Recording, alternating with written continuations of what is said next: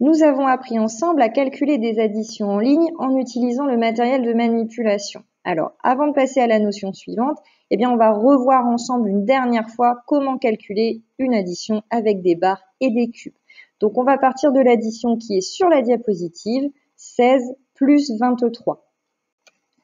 Nous avons vu que pour réussir à calculer, on allait illustrer chaque nombre avec des barres et des cubes. Donc pour 16, on va mettre une barre et 6 petits cubes puisqu'il y a une dizaine et 6 unités.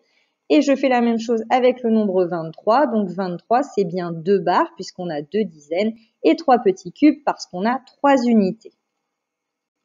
Une fois qu'on a fait ça, on va regrouper les dizaines ensemble et les unités ensemble. Donc les barres, je les mets ensemble, les barres du premier nombre et celles du deuxième nombre. Et je fais la même chose avec les cubes. Alors attention au niveau du résultat, le chiffre des unités, c'est le chiffre qui se trouve à droite. Et la dizaine, le chiffre des dizaines, c'est celui qui se trouve à gauche. Alors là, j'ai fait le choix de tout mettre d'un coup sur la diapositive. Du coup, ça nous permet d'écrire plus facilement le nombre. Donc on a bien en tout 3 dizaines et 9 unités, ce qui nous donne le nombre 39 en résultat. Maintenant, on va essayer d'apprendre ensemble à calculer, mais cette fois-ci sans le matériel de manipulation.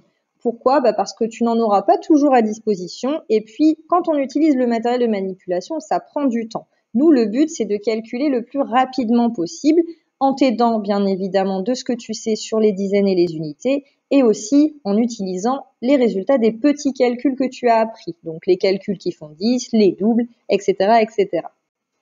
On va partir de l'addition suivante, 28 plus 21.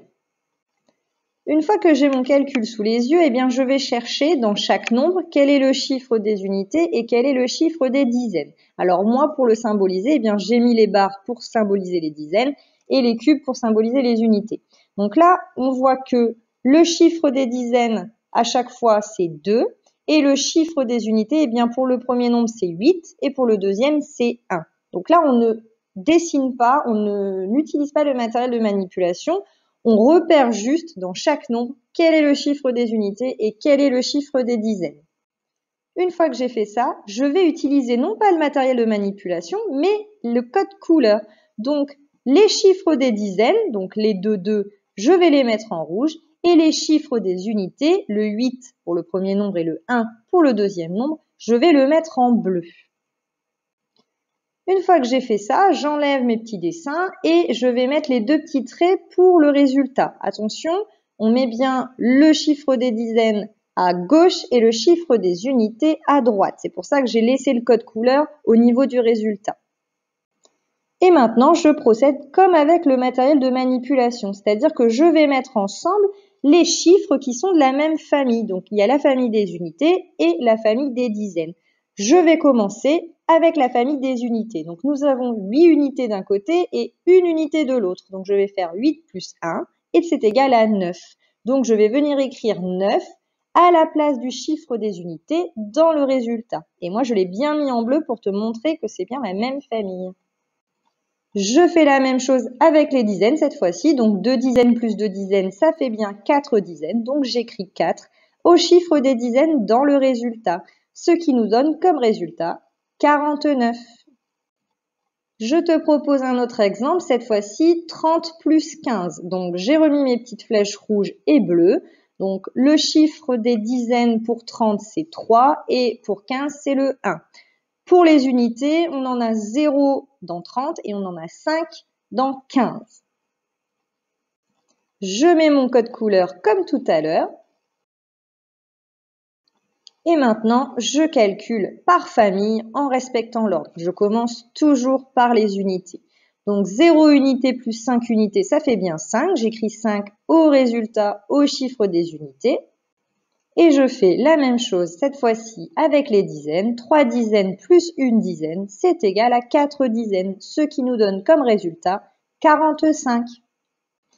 Pour voir si tu as bien compris cette technique, je vais te laisser t'entraîner. Alors, soit tu as des feutres de plusieurs couleurs, en tout cas au moins du rouge et du bleu, et du coup tu peux le faire sur ton ardoise.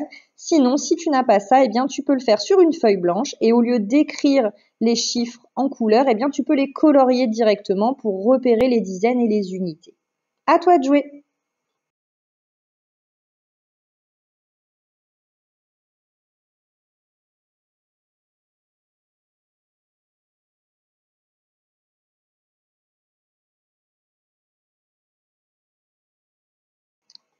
Parfois, dans les additions, tu vas tomber avec des nombres qui n'ont pas le même nombre de chiffres. Alors, dit comme ça paraît un peu compliqué, donc je vais te donner un exemple directement.